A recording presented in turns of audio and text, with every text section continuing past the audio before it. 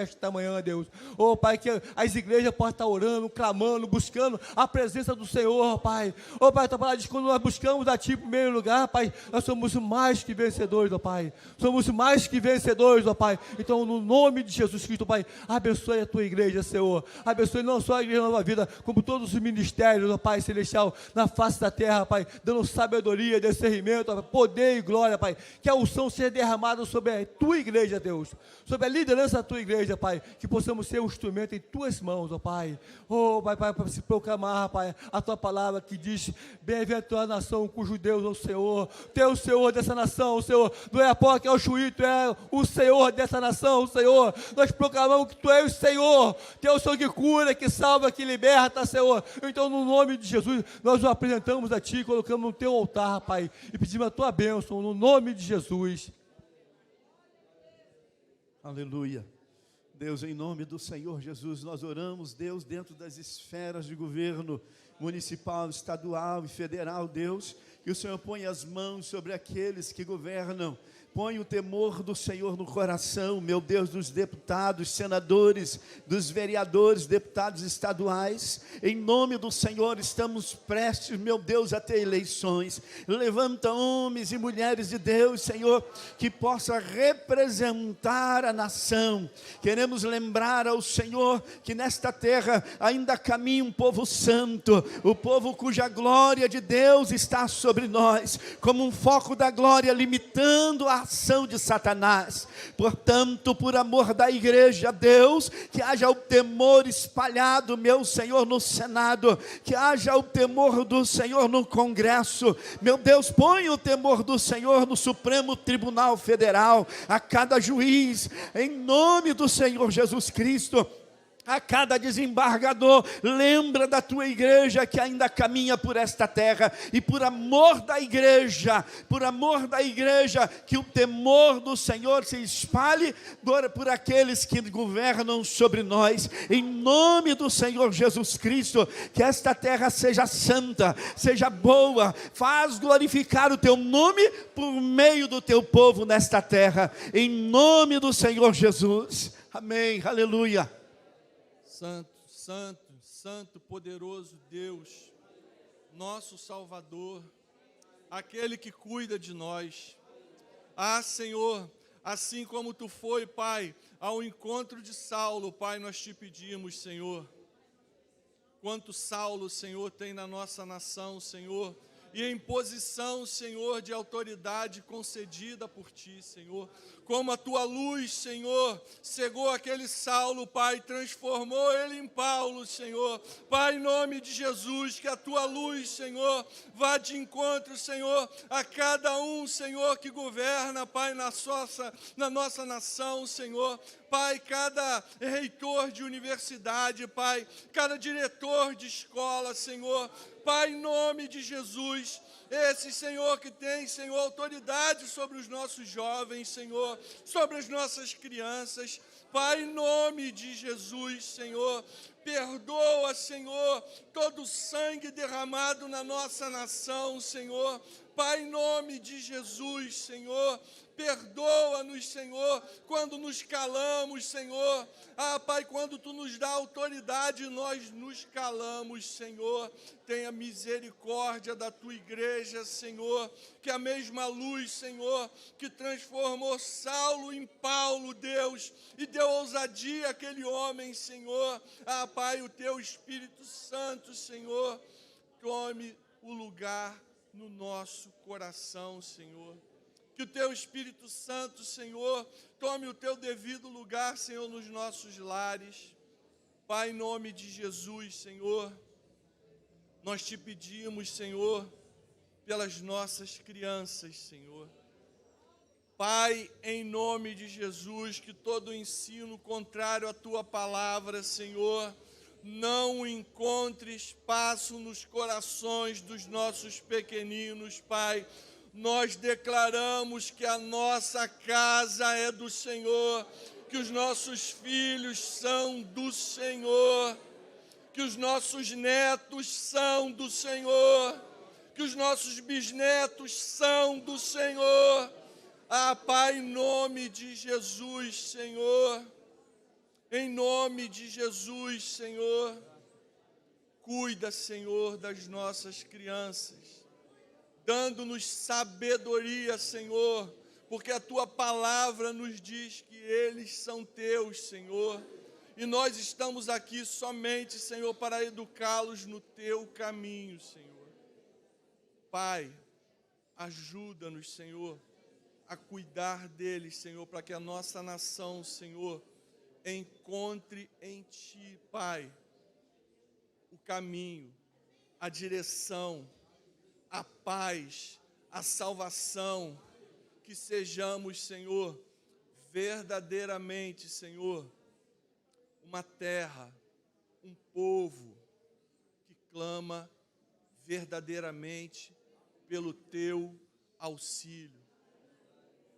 Senhor, estamos aqui diante de Ti, te pedindo misericórdia, te pedindo lisura, Pai, pedindo, Senhor, que se houver qualquer armação, qualquer intento do inimigo, Senhor, de usar situações, Senhor, Pai, faz cair por terra tudo aquilo que possa estar envolvido, Senhor, nessas eleições, e que seja contra o Teu povo e a Tua criação, Pai, que geme esperando a nossa atuação.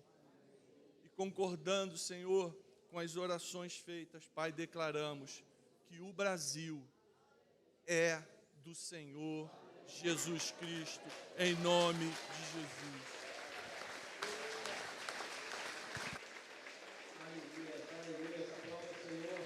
Glorifique e exalte o nome dEle. Nós pertencemos ao Senhor. Somos a igreja que clama, a igreja que adora, a igreja que clama pelo Deus vivo, para que o Deus vivo manifeste a sua glória sobre esta nação. E você é o instrumento que Deus escolheu para abençoar esta nação. Você é o instrumento que Deus escolheu para interceder por esta nação, para interceder pelo seu governante, para interceder pelo seu governador, pelo seu presidente, pelo seu deputado, pelo seu senador. Então clame ao Senhor pela vida deles, clame ao Senhor para que eles vá bem no seu mandato, para que tudo vá bem com eles, porque indo tudo bem com ele, nós também iremos bem. Havendo prosperidade no governo, nós teremos prosperidade. Havendo justiça neste país, nós seremos alcançados por essa justiça. Porque quando o homem bom governa, toda a nação é abençoada. Mas quando os perversos tomam o poder, toda a nação geme e sofre. Então você precisa orar ao Senhor, para que os nossos governantes sejam governantes bons, pessoas que realmente temam a Deus como Senhor e saibam que Ele está no controle de tudo. É Ele quem coloca no poder, é Ele quem tira, é Ele quem levanta, mas é Ele também quem abate, é Ele quem exalta, mas é também Ele que diminui. Então, igreja, ore ao Senhor, clame ao Senhor pelo seu socorro, para que nesse tempo nós possamos ser beneficiados pela graça do Senhor sobre os nossos governantes. Aleluias. Ok, glória a Deus. Pode tomar o seu lugar, pode sentar. Graças a Deus.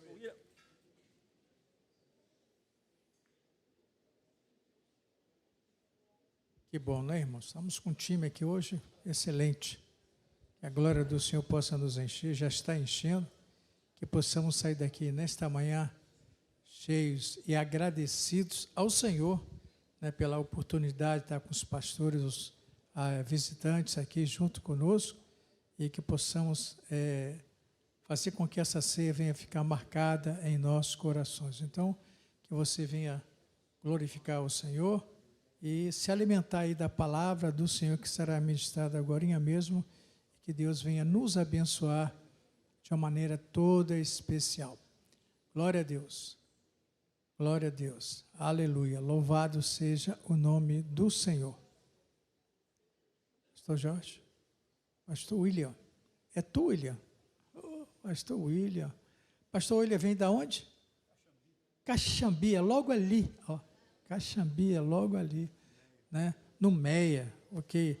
Pastor William é uma pessoa que a gente já conhece e tem um bom espírito, e trouxe hoje também um companheiro, um amigo dele ali, que é o pastor Roberto, né?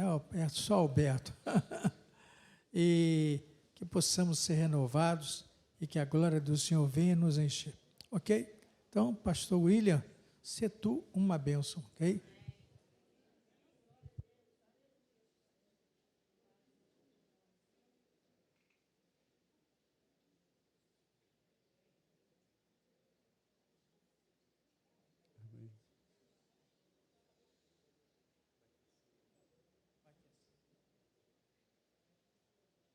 Bom dia, queridos. Paz. Amém?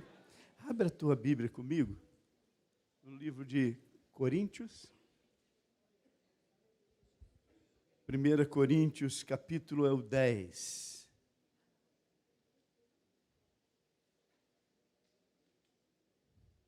Vamos ler 2 versículos do capítulo 10, versículo 6 e o versículo 11. Se você encontrou, fique de pé comigo, na permissão do nosso querido pastor Renê, para nós fazermos essa leitura. Depois vamos ter mais ainda uma palavra de oração.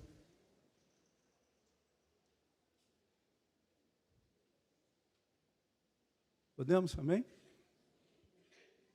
Então vamos lá, versículo 6 de 1 Coríntios, capítulo 10, é que nós estamos lendo.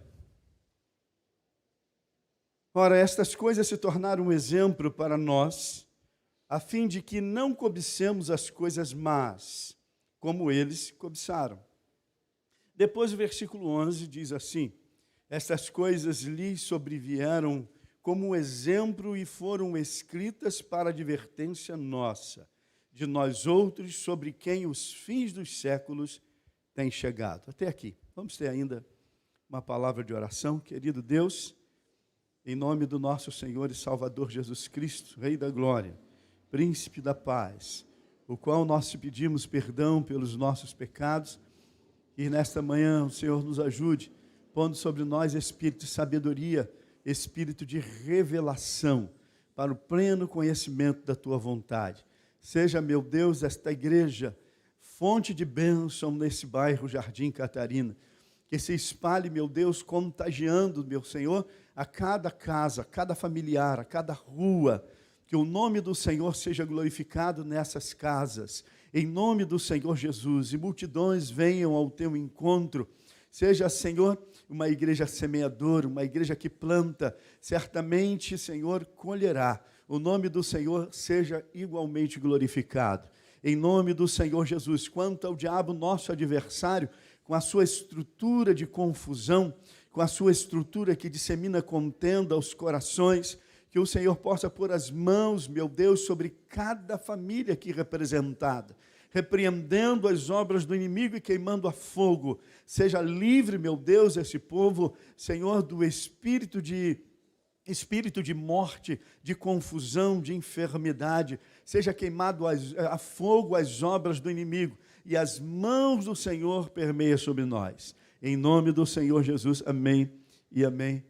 Você pode tomar o seu lugar. Bom dia, queridos. Que bom estar de volta. Pela primeira vez a gente está conhecendo aqui o local, e eu quero louvar a Deus pela vida da igreja. É uma obra, de fato, como o pastor Renê sempre falava, quando lá no outro templo, uma obra de muita coragem, dado ao tamanho, não é, o número do povo, e de fato é mesmo. Eu estou maravilhado. O pastor Alberto está me acompanhando, a gente conversava sobre isso. Que bênção. Os irmãos estão de parabéns. Parabéns por aqueles que acreditaram e cooperaram com essa obra. Maravilha. Bênção. Bom, os irmãos, a gente já é bastante conhecido, né? A minha esposa Noêmia está de viagem. Ela hoje seria um dia que estaria aqui, mas ela está no interior visitando os irmãos, que todos são lá do interior, Santo Antônio de Pádua, só ela é aqui. Então, dado tanto trabalho, houve uma folga e ela foi lá visitá-los. Meus filhos, todos estão na atividade nesse momento no culto, todos dois tocam lá na banda, no louvor da igreja, e também estão na atividade lá. Mas é bom estarmos juntos aqui. Eu gosto sempre de falar pela família. Família é um caso maravilhoso, né, gente? Você fazer uma ideia, é que na minha Bíblia, eu tenho aqui a foto dos meus filhos, do Lucas, da Liliane e da Noêmia. É assim que eu todas as vezes que eu venho, quando eles não estão, eu fico olhando para eles. Isso me dá força. Isso me gera assim eu fico mais consolado, me dá mais força quando eu estou olhando para a minha turma aqui. Família é uma coisa maravilhosa, é muito bom. Bom, amados, a gente precisa falar sobre alguma coisa, sobre ouvir. Porque ouvir não é para qualquer um, não. É verdade. Ouvir é um problema. Provavelmente você tenha dito, mas é tão simples. Não, não é não. Não é simples, não. A Bíblia fala aqueles que têm ouvidos para ouvir. Em um determinado momento, lá no Antigo Testamento, no Êxodo, o Senhor chama aquele povo de ouvidos incircuncisos. Por quê? Eles não tinham ouvido para ouvir. Parece que não entendiam o que o Senhor estava falando. Eles compreendiam tudo ao contrário, eles faziam tudo ao contrário da direção que o Senhor dava para eles. Então o Senhor os chama de ouvidos incircuncisos. Ouvir não é fácil, é difícil. Aliás, eu diria que quando você trata de algumas coisas como uma empresa ou como família, por exemplo, seria o exemplo mais interessante para nós, ouvir é um problema. Porque a maioria das vezes, quando a gente trata com família, você faz normalmente, pastor, é assim, o gabinete com a esposa, o gabinete com o marido, naquela crise, e depois junta os dois, não é verdade?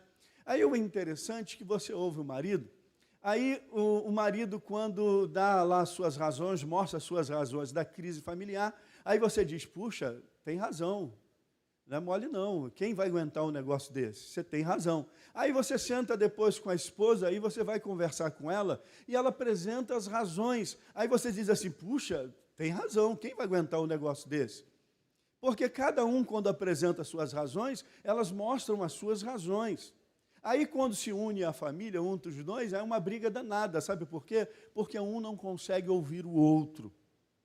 Um não consegue ouvir o outro. O entendimento da conversa, ela é atravessado. Um fala alho, o outro entende bugalho. E fica aquela crise danada. E algumas vezes você vai observar que a crise é por nada. Eu me lembro uma vez, às 2h da manhã, fui chamado. Porque havia um casal da igreja que estava em crise.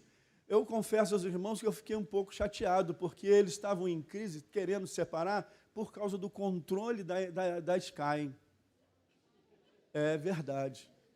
Agora você imagine o pastor, 2h da manhã, muito sono, tentando que apaziguar uma confusão por causa do controle da Sky. Porque um queria uma coisa, outro queria outra, e depois começou a lembrar dos problemas um do outro, e o pau quebrou, e já queriam lá, já tinham decidido se separar, por causa do controle da televisão. Aí depois, ao final de eu ouvir bastante, com muito sono, eu falei, vocês estão brigando por causa do controle. Não, não é por causa, é claro que é, vamos ver a conversa. É desse jeito, ouvir é um problema. Sempre é um problema ouvir. Para você fazer uma ideia do que significa ouvir, quando você para ouvir uma pessoa, você está recebendo uma direção, é um espírito que está atuando. Ouvir é um espírito. Você quer ver um exemplo interessante?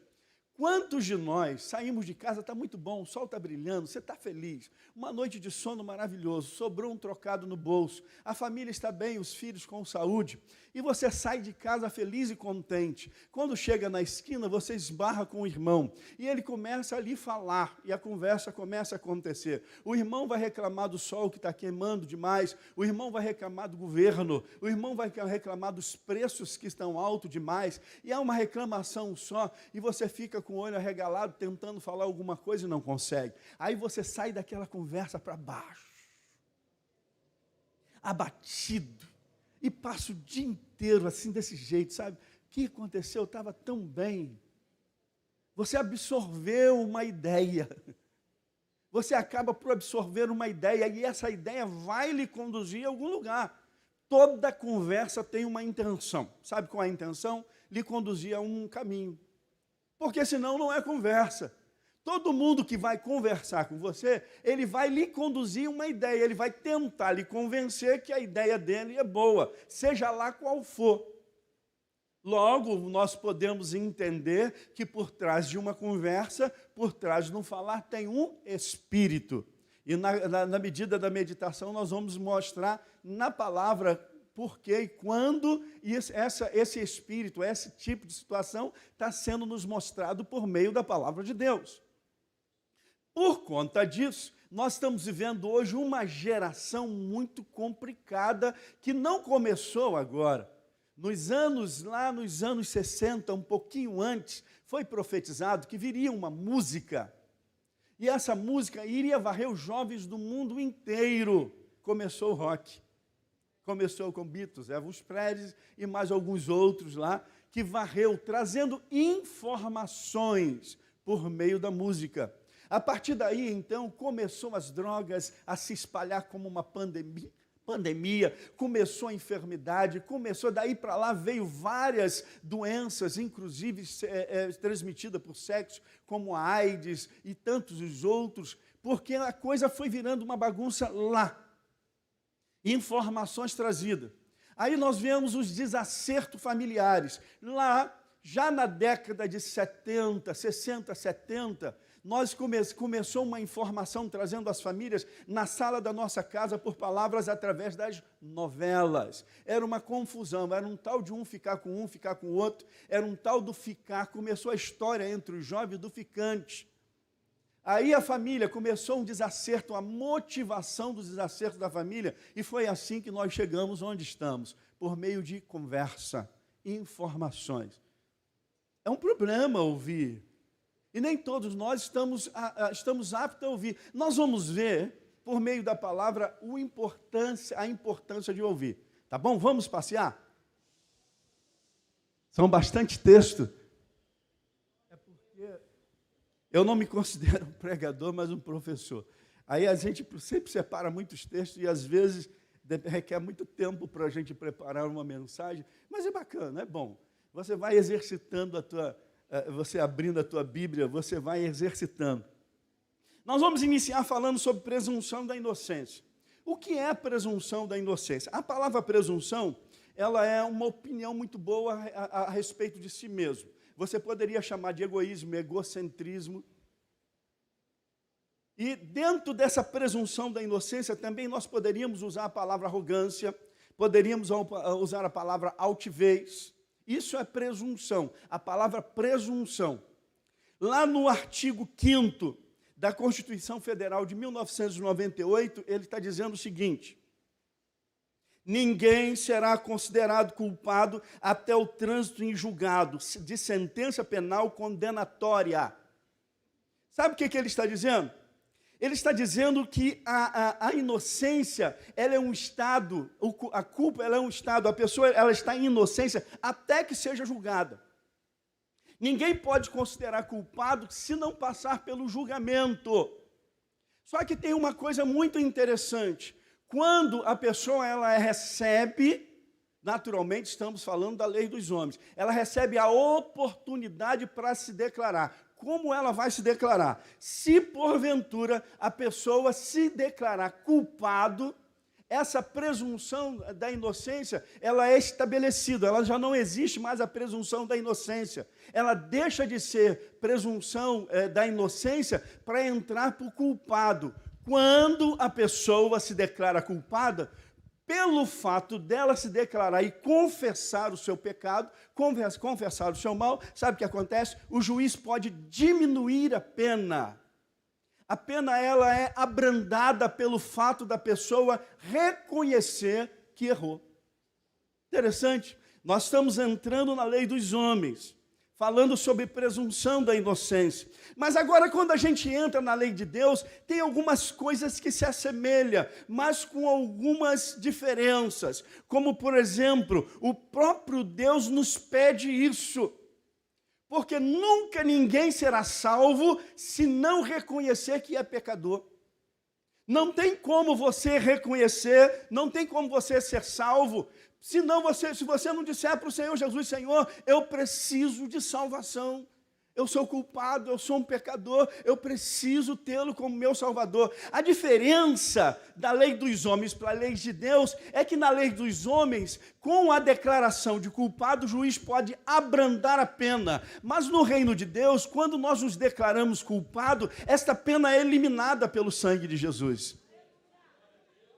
Esta pena, ela acaba por ser eliminada e a pessoa, ela deixa de ser culpada. Interessante isso, né? Por quê? Porque o nome presunção, ela deixa de existir, por isso o juiz abranda a pena. Ela deixa de ser uma arrogância, ela deixa de ser uma altivez e ela entra para a simplicidade. Ora, se nós formos visitar ao nosso passado, lá para a 3ª série, 4ª série do ensino fundamental, nós vamos observar que quando a pessoa é simples, ela não é composto. Lógico que ela não é composto. É simples, não é composto. Ser simples quer dizer que eu não sou malicioso, quer dizer que eu sou inteiro e íntegro. Ser simples é como o Senhor Jesus ensinou e Ele disse para nós sermos simples como uma pomba. Porque ser simples e não ser composto, não ser malicioso, nós estamos inteiros na nossa conversa com o Senhor nosso Deus. Não, eu não estou parcial. Irmãos, a pior coisa que existe no mundo é o crente parcial. É aquele crente que quando o Espírito Santo começa a remexer na vida para tratar, que ela chega naquele ponto das síndromes, onde não consegue, que vem o choro, então ela diz, opa, aqui não. E ela acaba por voltar, por retroceder. E ela diz para o Espírito Santo, não, aqui não. Aqui não mexe não. Sabe o que acontece? O crente parcial nunca vai ser liberto. Aí eu digo para essas pessoas quando chega no gabinete, olha, sinto muito, você precisa buscar um profissional da psicanálise, um profissional da psicologia e dependendo até no psiquiatria. Porque o Espírito Santo só vai atuar tremendamente quando nós formos inteiro e quebrar essa presunção e acharmos que somos completamente inocentes. Não existe de nós ninguém que não tenha problemas. Se você for conversar com a minha esposa, ela vai falar um monte de problemas que eu tenho. Ah, vai.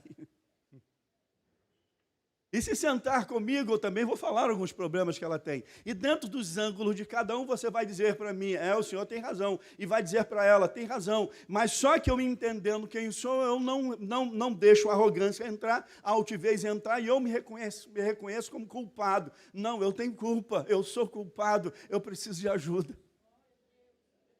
Quando isso acontece, eu quebro essa presunção e eu entro dentro do nível da misericórdia de Deus, meus irmãos. E a Bíblia me ensina que quando eu entro no nível da misericórdia de Deus, sabe o que acontece? Sabe o que acontece? A Bíblia, o apóstolo Paulo me diz que eu tenho um advogado junto a Deus e ele advoga a minha causa. Para ele advogar a minha causa, eu preciso quebrar a presunção, entrar na simplicidade e reconhecer que sou um pecador e eu preciso do sangue de Jesus sobre a minha vida. Aleluia! Bênção de Deus. Lá em 1 Coríntios, nós lemos aqui o capítulo 10, versículo 6, explicamos sobre presunção, porque eles estão dizendo, o apóstolo Paulo está dizendo à igreja de Corinto, sobre exemplos escritos na Bíblia, daqueles que antes que eles foram errando. E ele está dizendo, olha, essas coisas estão escritas a respeito do Êxodo e tanto, falando como ouvidos incircuncisos, para que eles sejam um exemplo para nós não cairmos na mesma cilada. É isso que o apóstolo Paulo está falando, observa. Está aqui, está a palavra, está nas tuas mãos. Você ouve a palavra dia após dia, a cada culto. Você está ouvindo palavras que, segundo Cornélio, o anjo disse para Cornélio assim, mediante as quais será salvo tu e tua casa. Mediante ao quê, gente? Palavras. Palavras.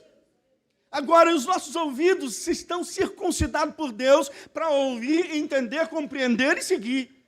me encontra a palavra com simplicidade. Seria mais ou menos assim. Certa ocasião, o Senhor Jesus ele usou uma parábola para explicar essa situação. Ele disse o seguinte, que a semente era a sua palavra. Então o semeador veio, uma certa ocasião, e ele semeou, caiu as sementes sobre a pedra, veio o sol, secou. Uma outra vez caiu a semente sobre os espinhos, até brotou. A pessoa até ficou feliz, brotou, mas não deu fruto, porque os espinhos sufocaram. Ele disse que eram as coisas desse mundo que sufocou.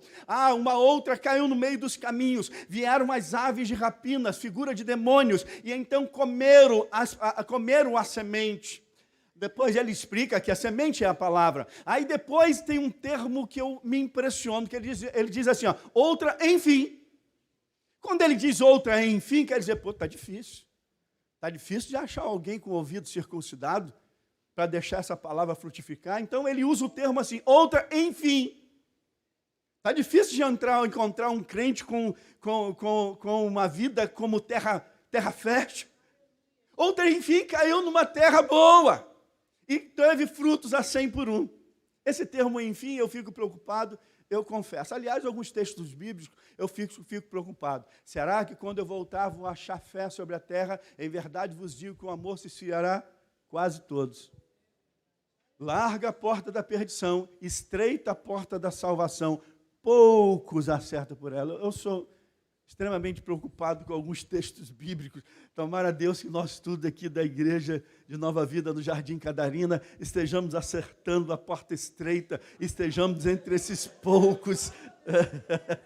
Deus misericórdia. Não é mole não. Mas 1 Coríntios capítulo 10 ainda, nós vamos ler todo o versículo, até o 13. Vou precisar ser rápido por causa da hora, tá bom? Então nós vamos falar e tem texto aberto para a gente ver. Se não der para terminar, uma outra oportunidade a gente termina.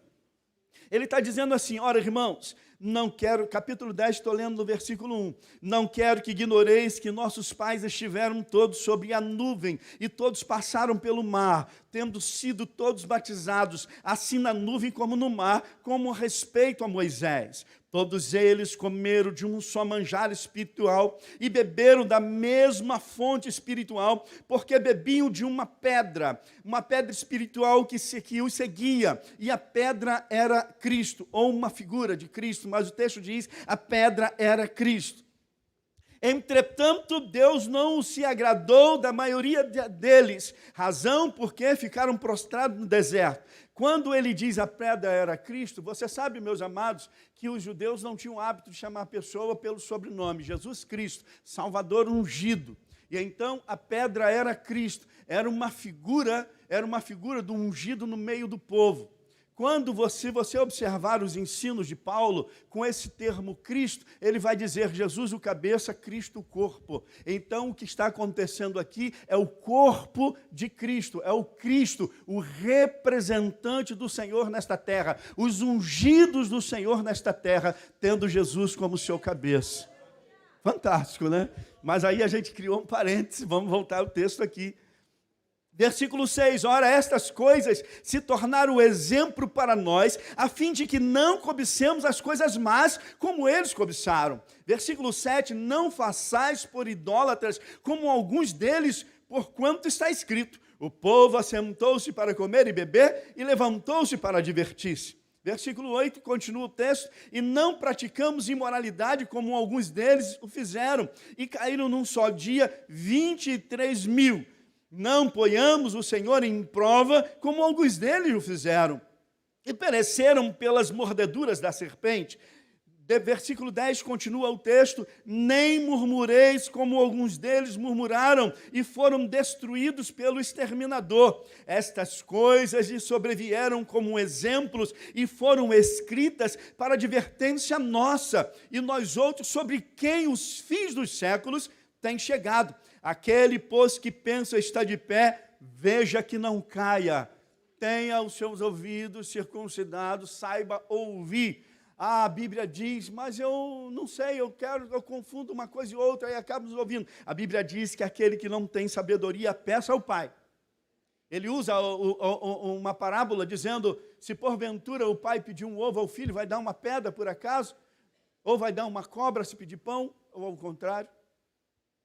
Portanto, peça a Deus sabedoria, para você ter os ouvidos circuncidados, ouviu a palavra, absorveu, viver por ela, crescer, amadurecer. Versículo 13, termina ele o texto dizendo: não vos sobreveio tentação que não fosse humana, mas Deus é fiel e não permitirá que seja tentado além das vossas forças. Pelo contrário, juntamente com a tentação, vos proverá livramento, de sorte que possais suportar. Olha só, tentação e provação é diferente, tá? Eu vejo direto os crentes dizendo que o Senhor disse que não viria provação que não possa suportar. O apóstolo Paulo alegou o seguinte: a prova veio sobre nós, era tão grande que nós não conseguíamos suportar. Tentação e provação é diferente. O texto está falando diretamente tentação. Vamos botar a coisa no lugar, entender o texto. Gente, entender o texto é importante. Se nós não entendermos o que nós estamos lendo, a gente vai confundir tudo. O que eu vejo de gente confundindo os textos é uma fábula. Não é isso? Satanás veio para matar, roubar e destruir, diz o texto. Não é verdade? Não, não diz o texto isso. Diz o texto que pastores, diz o texto que aqueles que vêm da igreja para absorver da igreja, para roubar. Ele fala dessa turma que são falsos mestres, falsos pastores, falsos cristos. Ainda que Satanás veio de fato para roubar, matar e destruir, mas isso é próprio dele, não precisava estar escrito. Mas o que está escrito são exatamente líderes que veio para matar, roubar e destruir. Era o que o texto está dizendo. Portanto, nós precisamos entender o texto. Entenda, leia, releia. Se não entendeu, releia de novo. Se não conseguiu entender, senta com o pastor. Você tem pastor? Pastor, me explica o texto. Eu preciso entender. Eu não posso pegar o texto e confundir e fazer uma salada no texto. Aí nós vamos para a televisão, está lá o pastor da televisão pregando, e a gente acaba comendo caranguejo com cacho e tudo, por não entender o texto. O que eu já ouvi, gente, de mensagem confundindo a palavra, é uma fábula. E você vê que nós acabamos por ouvir uma coisa e acabar seguindo na direção que não é. Ora, é muito fácil de entender. Se um navio sai do porto, com uma diferença na programação do seu computador, por 2 graus apenas. Gente, na esfera de 360 graus, 2 graus não é nada. Ele só vai descobrir que errou o alvo após a metade da viagem, que vai dar numa ilha deserta, não vai chegar no seu destino. 2 graus não é nada. O que Satanás faz hoje não é fechar a igreja como foi antigamente. Ele não se importa em fechar a igreja. O que ele se importa é fazer o povo sentado nas cadeiras da igreja se desviar por palavras. Portanto, é importante que nós estejamos maduros para ouvir, absorver, entender. Ouvido circuncidados. Amém? Vocês estão quietos, gente. Dá aí um barulho para eu entender que vocês estão ouvindo. Romanos, capítulo 8, versículo 1 e 5, vamos rápido, por causa da hora. Diz o texto assim: agora, pois, já nenhuma condenação há para os que estão em Cristo Jesus. Por quê? Presunção. Quebrou-se a presunção. Entrou a simplicidade. Eu levanto as mãos e digo: Jesus, eu preciso de um Salvador.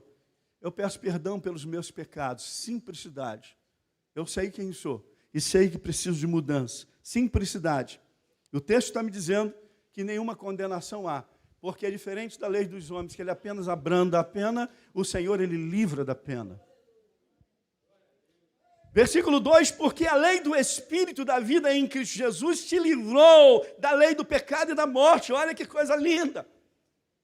E no versículo 3, continua o apóstolo Paulo falando para a igreja de Roma assim: porquanto o que fora impossível a lei, no que estava enferma pela carne, porque, amados, enferma pela carne, porque a lei dizia, apontava o seu pecado e estabelecia pena. Mas agora veio o Senhor Jesus com o seu sangue que retroagiu ao passado, daqueles que foram justificados por fé, e os lavou e os salvou. Todos estavam dependentes da cruz do Calvário, até os que foram antes dele, porque a dimensão da cruz não foi momentânea, não foi só para aqueles que estavam presentes, contemporâneos a Cristo. Por isso, se você observar, na oração sacerdotal de João 17, você vai ver que ele fala a nosso respeito, aqueles que vierem, futuro, a crer em mim, ou seja, falou a nosso respeito também. Logo, a cruz ela não foi algo contemporâneo. Eles também dependiam da cruz. Se você vê, eles sem nós não seriam aperfeiçoados, apenas uma parábola na escatologia. O versículo 3, vamos de novo. Porquanto que for impossível a lei, porque estava enferma pela carne, isso fez Deus enviando o seu próprio Filho em semelhança de carne pecaminosa, e no tocante ao pecado, e com efeito condenou Deus na carne o pecado. Versículo 4, a fim de que o preceito da lei se cumprisse em nós, que não andamos segundo a carne, mas segundo o Espírito, porque os que se inclinam para a carne cogitam das coisas da carne, mas os que se inclinam para o Espírito, das coisas do Espírito. Aleluia. Esse texto, os que inclinam para as coisas da carne, os que inclinam para as coisas do Espírito, pode ser entendido de diversas formas.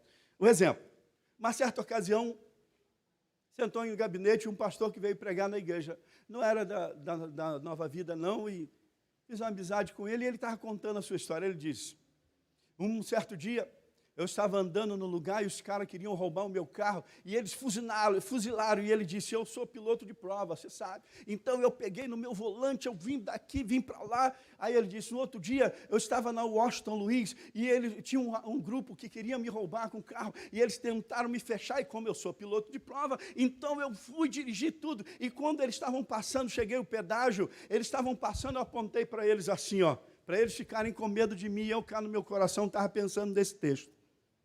Sabe por quê? Pelo seguinte, ele está dependendo dele mesmo. Sabe o que vai acontecer? O Senhor vai dizer assim, deixa ele depender dele mesmo. Mas agora lá vai o William, frouxo, medroso que só. Oh Deus, tem misericórdia, entra no meu volante, ai meu Deus. Me guarda, põe anjos aqui ao meu redor, me livra, vai na minha frente. Dependente de Deus. Se alguém chegar para mim, eu falo, meu amigo. Mas aí eu peço sempre os anjos do Senhor para estar ao meu redor, dependendo de Deus. Aí no Senhor eu sou corajoso, mas por mim mesmo eu sou frouxo, medroso que só. Mas quando chega perto do Senhor, já viu o filho quando está perto do pai, que fica valente? Aí a gente já fica diferente. Já vai lá com coragem para o volante, crendo que os anjos do Senhor estão ao redor, que a mão de Deus está, ou seja, eu me torno dependente de Deus. Aleluia.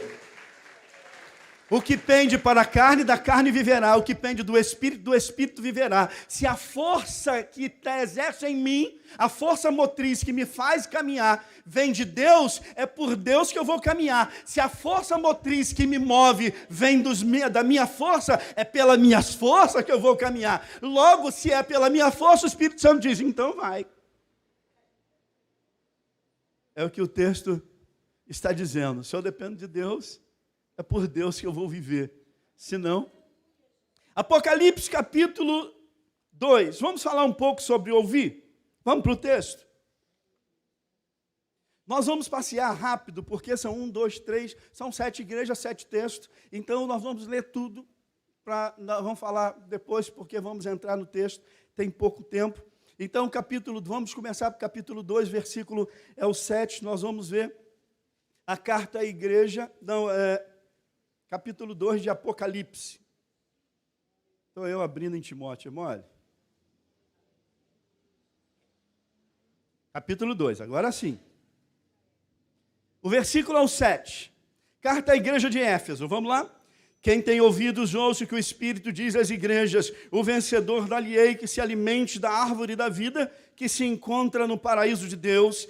A carta à igreja de Esmirna, capítulo 2 de Apocalipse, versículo 11, ele está dizendo assim, outra vez, quem tem ouvidos, ouça o que o Espírito diz às igrejas, o vencedor de nenhum modo sofrerá dano da segunda morte. Agora nós vamos à carta à igreja de Pérgamo, é no versículo 17, que ele diz assim, quem tem ouvidos, ouça o que o Espírito diz às igrejas, ao vencedor dar-lhe-ei do maná escondido, bem como darei uma pedrinha branca, e sobre essa pedrinha escrito um novo nome, o qual ninguém conhece, exceto aquele que o recebe. Aí depois nós vamos lá no versículo 29, que é a carta à igreja de Tiatira. Então ele diz o seguinte: quem tem ouvidos, ouça o que o Espírito diz à igreja. Aí depois, as igrejas, lembra, o tempo é plural, tá? Quando ele diz no plural, isso tem tudo a ver. Aí capítulo 3, agora é o versículo 6, nós vamos ver a carta à igreja de Sardes. E ele diz outra vez: quem tem ouvidos, ouça o que o Espírito diz às igrejas. Aí depois, capítulo 3, o versículo é o 13. Está sendo tão rápido que não deve estar dando para botar lá. Está conseguindo? Mas vamos lá. Quem tem ouvidos, ouça o que o Espírito diz às igrejas. Aí depois nós vamos à carta à igreja de Laodiceia, a última carta, o versículo 22. Quem tem ouvidos, ouça o que o Espírito diz às igrejas. O que nós estamos vendo é que o Senhor está alertando as igrejas que recebem a carta. Você observa que todas elas têm admoestações, todas elas têm o pós e o contra, ônus e bônus. Algumas delas são complicadas, outras nem tanto. Mas por fim, ele vem dizendo: sim, está tudo bem, a tua vida é essa. Se essa palavra serviu para você, muito bom. Mas deixa eu te dizer uma coisa: quem tem ouvido para ouvir? Quem é que está pronto a ouvir? Quem é que está na condição de simplicidade para ouvir a palavra, quebrar a presunção, entrar na simplicidade e ser participante das prerrogativas do reino de Deus, como filhos de Deus, herdeiro em Cristo Jesus? Então a pergunta é o que ele está dizendo. Você observa que ele está fazendo uma questão, ele está levantando uma pergunta: quem tem ouvidos para ouvir, ouça. Todo crente tem ouvido para ouvir? Tem não. Porque se nós tivéssemos, amados, eu estava conversando com o pastor Renê, a cidade de São Gonçalo pelo menos hoje eu não sei, mas a estatística, estou muito tempo fora de São Gonçalo, mas a cidade de São Gonçalo era, na época, nos inícios dos anos 2000, a cidade da América Latina que mais tem igreja por metro quadrado. Deveria ser uma cidade que, na estatística, tem mais crentes, mais da metade de evangélicos. Deveria ser uma cidade santa. Deveríamos nós estar aqui passando por um momento bom, muito bom em São Gonçalo, na sua esfera política, por exemplo, mas não é a realidade. Nós entendemos que alguma coisa está acontecendo. O povo parece que precisa circuncidar os seus ouvidos. Parece que existe alguma quebra de paradigma no espírito, no reino, que não faz as coisas acontecerem como deveria acontecer. Nós precisamos avaliar isso. Avaliar se temos ouvido para ouvir. Porque se você tiver ouvido para ouvir mesmo, quando você chegar lá no banco, amanhã, quando você for pagar sua conta, dia 10 vence tudo, aí que chega lá o bancário nunca ouviu, nunca te viu, não sabe teu nome, teu sobrenome, não sabe qual é o teu gosto, sabe nada de você, ele faz uma ignorância. Aí a pessoa que não tem ouvido para ouvir, que não entendeu a palavra do Senhor, repete. Dá ainda com uma ignorância pior ainda, mais pesada ainda. Não entendeu que a nossa luta não é contra carne nem sangue. Não entendeu que a glória de Deus que está sobre nós naturalmente ofusca as trevas. E essa turma não gosta. E eles ficam irados e algumas vezes nos maltratam. Se você não entendeu ainda, quando você chegar no cobrador do ônibus, uma pessoa que nunca te viu, não sabe o teu nome, não sabe que você gosta ou deixa de gostar, lhe trata com uma ignorância. Aquele que não tem ouvido para ouvir, vai repetir com uma ignorância pior ainda, porque não entendeu que a glória que está sobre nós acaba por ofuscar e irritar as trevas. E então o que você deveria retribuir com uma gentileza, você dá uma palavra mais pesada ainda. Isso eu estou dizendo porque a pessoa não entendeu. E quando se trata de família, aí o negócio fica mais pesado. Porque sempre o cônjuge quer dar uma palavra mais pesada. Se gritou aqui, meio vai gritar mais ainda. Diga as mulheres, amém. Ouvido para ouvir, gente. Vamos ter uma qualidade de vida melhor. Tenha paz. Deixa as águas seguir o seu curso natural. Não tenta desviar o rio, não. E lembra-se que esse rio de Deus tem pedra. Não existe rio sem pedra. Às vezes a gente se esbarra, fere um cadinho, é frustrado, é traído, é assim que funciona. Não queira sair do rio, não. Lembra de Ezequiel? Entra mais 1000 côvados, eu estou com o pé no chão. É mais 1000 côvados, opa, agora está na minha cintura. O Senhor não quer que ali. Mais 1000 côvados, opa, agora está no peito aqui, mas eu ainda tenho o pé no chão. Eu posso controlar a minha vida. Não, não é aí que eu te quero não, Ezequiel. Entra mais 1000 côvados. Aí quando ele entra, opa, agora a água que me conduz. Eu agora só nado. Eu não conduzo a água me conduz. É aí que eu quero você, Ezequiel. Mas tem um detalhe, nesse rio tem pedras. Esse rio tem pedras. Às vezes esbarra, machuca. A gente chora um cadinho, vai para o canto, mas não liga não. Deixa o rio correr o seu curso natural. Amém, gente? Está entendendo? Quantos estão entendendo aqui? É mesmo? Então eu quero ver se você está entendendo mesmo, deixa eu ouvir um glória a Deus bem gostoso aí. Eita, pastor Renê, o povo está entendendo. Amém, glória a Deus por isso. Eu acho que vamos adiantar aqui, tinha uns textos bacanas. Vamos adiantar. Vamos lá em Deuteronômio 28. Está uma meditação gostosa, não está, gente? Bacana isso? Muito bom. Vamos então passar adiante, Deuteronômio 28, porque parece que esse negócio de ouvir era antigo. Não foi aqui só na dispensação da graça, não. Não foi só questão escatológica, não. Parece que era antigo. O Senhor já pedia que o ouça. Lá em Deuteronômio, capítulo 28, versículo 1, o Senhor está fazendo uma aliança, repetição das leis. O que está acontecendo é o seguinte, o Senhor estabeleceu que dos 12, existiam os filhos das escravas e os filhos das que eram esposas originais de Jacó, de Israel. E então ele estabeleceu alguns para o Monte Ebal e outros para o Monte Gerizim. O Monte Ebal era o Monte da bênção. E eles iam proclamar a bênção. O Monte Gerizim, o Monte da maldição. E eles iam proclamar a maldição. E depois o Senhor fala, escolhe o caminho que você quer hoje.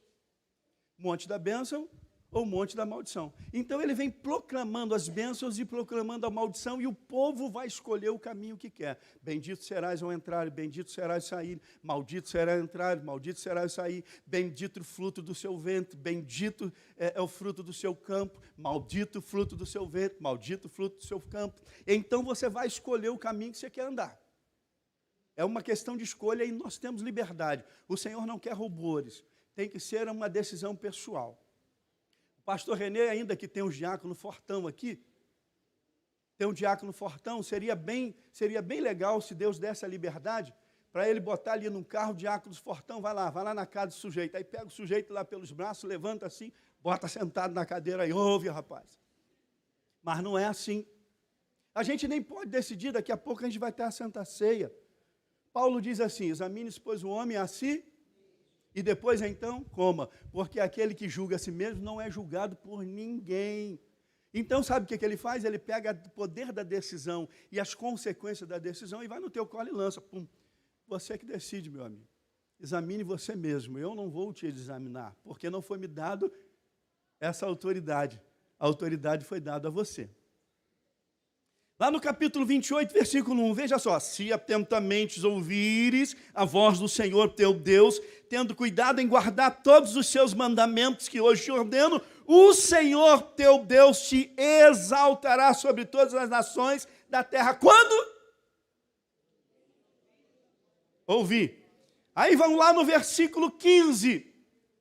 Será, porém, que se não deres ouvidos à voz do Senhor teu Deus, não cuidando em cumprir todos os seus mandamentos e os seus estatutos, que hoje te ordeno, então virão todas essas maldições sobre ti e te alcançarão. Ou seja, você escolhe ouvir ou não ouvir. Você escolhe seguir ou não seguir. O caminho é você que decide. Vamos ler para terminar. Apenas uma parábola, eu vou precisar ser bem rápido para nós não atrasarmos. Está lá em Lucas 16. Será que dá para ler, gente? Não posso, não vamos atrasar o seu almoço. E eu gosto de hora, de cumprir hora. Vamos ver se a gente consegue ler rapidinho tudo, direto. É uma parábola do rico e mendigo, é muito conhecida. Porque ao final, aliás, a gente poderia fazer o seguinte, vamos ler só o final, porque todo mundo conhece a parábola. É aquele episódio que um morre e vai para o inferno, outro morre e vai para o seio de Abraão, e um está olhando do outro, ele pede assim, pai Abraão, manda lá alguém que fale lá para os meus familiares, para a turma não vir para aqui, para o inferno também. É nesse texto aí que nós leríamos, mas nós vamos ler só a partir do versículo 26, para a gente adiantar a leitura. O versículo 26, capítulo 16, é o que nós estamos lendo de Lucas. Além de tudo, está posto um grande abismo entre nós e vós, de sorte que os que querem passar daqui para cá, sair daí para aqui, para vós outros, não podem, nem os de lá para nós. Então replicou, pai, eu te imploro que mandes a minha casa paterna, porque tenho 5 irmãos, para que lhes dê testemunho, a fim de não virem também para este lugar de tormento. Versículo 29, respondeu Abraão, eles têm a Moisés e os profetas. Fazem o que, gente? Ouçam. Mas ele insistiu, não, pai Abraão. Se alguém dentre os mortos for ter com eles, arrepender-se-ão. Abraão, porém, lhe respondeu, se não ouvem ao pastor René e aos pastores que aqui estão, tampouco se deixarão persuadir, ainda que ressuscite alguém dentre os mortos. Ouvir. Ouvir é uma arte. Salomão já dizia, o astuto, mal das palavras começou, ele já rebate. Sabe o que é isso? Isso é uma síndrome que necessita de tratamento, uma patologia emocional. É aquela pessoa que tem um escudo. Mal a pessoa começa a falar, ela se sente a leve pressão e ela já rebate. É aquele adágio mundano que não funciona. Melhor ataque, a melhor defesa é o ataque. Isso não funciona. Salomão disse que o sábio, ele apenas ouve, porque ele sabe que ele pode extrair alguma coisa que seja da menor das crianças.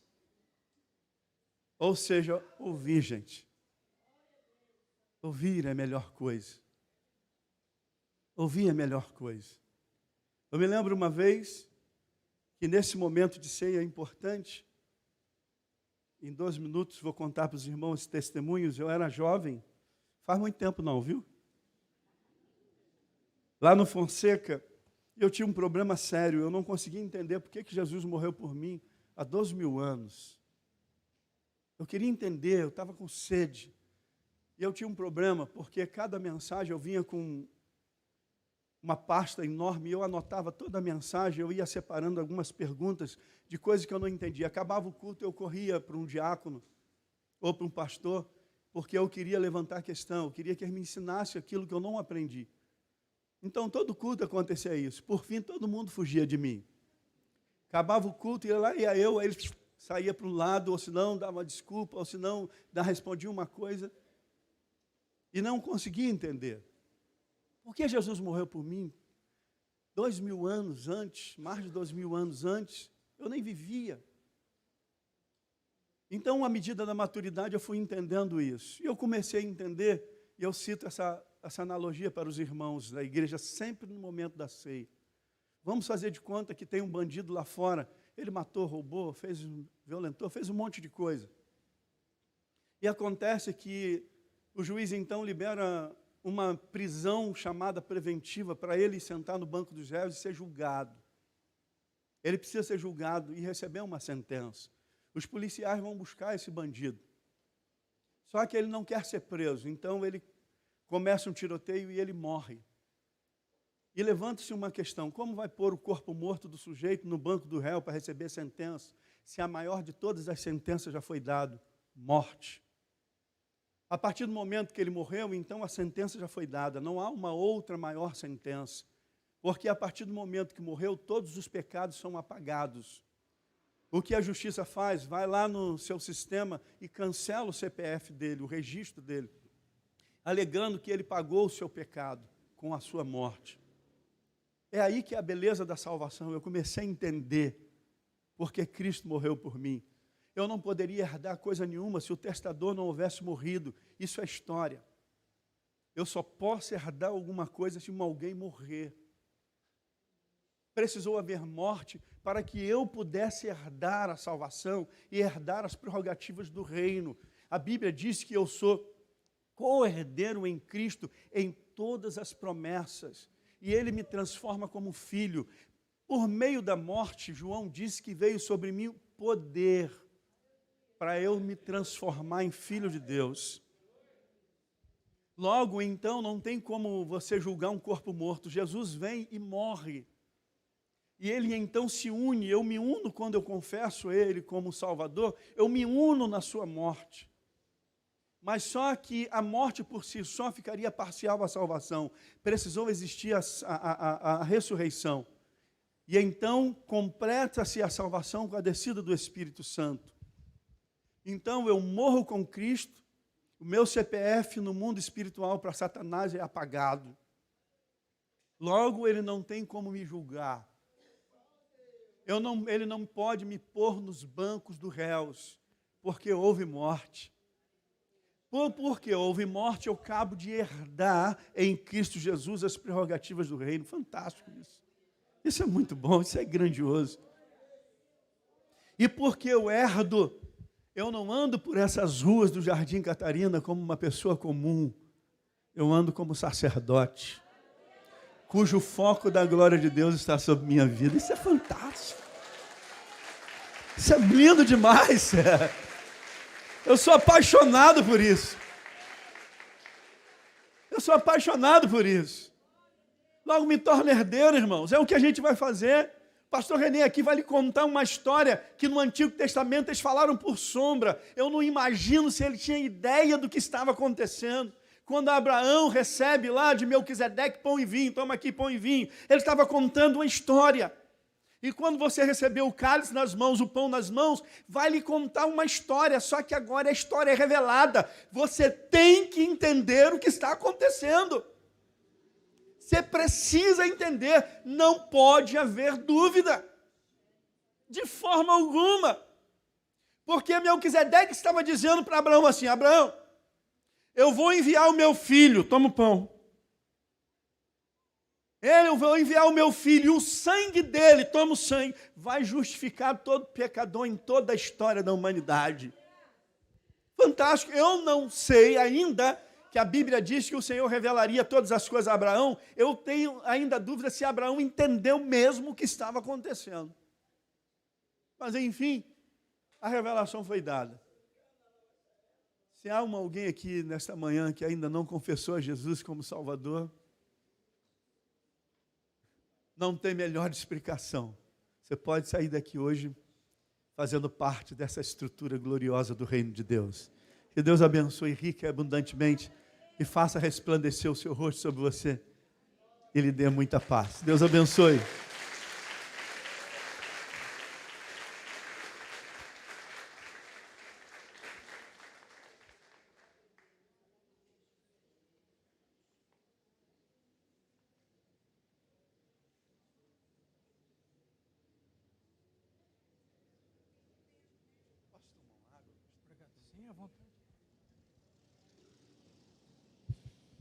Glória a Deus.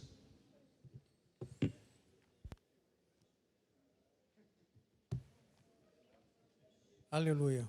Pastor William é um mestre, né? Graças a Deus. Deus venha nos abençoar nesta manhã maravilhosa. Que você possa sair daqui cheio da presença do Senhor, acreditando, crendo, que esse Jesus maravilhoso deu o sangue dele na cruz do Calvário, para que nós tivéssemos vida e vida com abundância, de paz, de alegria, de saúde, e assim eu creio que nós estamos tendo. Confesse sempre a Jesus que você precisa dele e que a glória do Senhor venha te encher e encher toda a sua família. Aleluias. Vamos então dar prosseguimento aqui à nossa ceia do Senhor, para que Deus venha nos abençoar. Vamos cantar um pouco comigo. Nosso Deus é soberano. Cante comigo. Nosso Deus é soberano. Aleluias.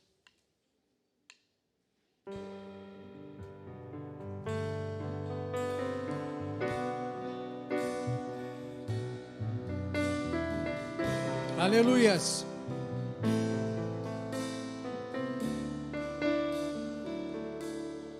Nosso Deus Glórias, glórias. é soberano, Ele reina antes da fundação do mundo. Nosso Deus Nosso Deus é soberano, Ele reina antes da fundação do mundo. A terra sem forma e vazia, e o Espírito E o